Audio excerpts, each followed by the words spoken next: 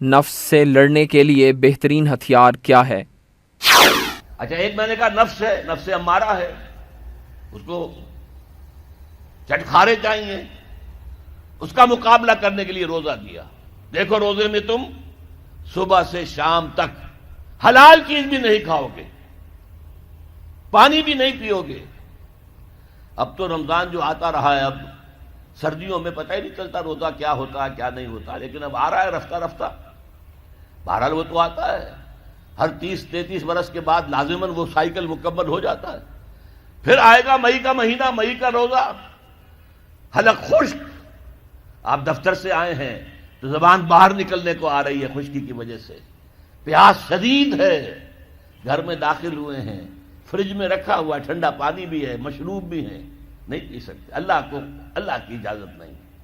بھوک لگی ہوئی ہے، کھا نہیں سکتے، بہترین کھانے ہیں، نہیں کھانا، اللہ کی اجازت نہیں ہے۔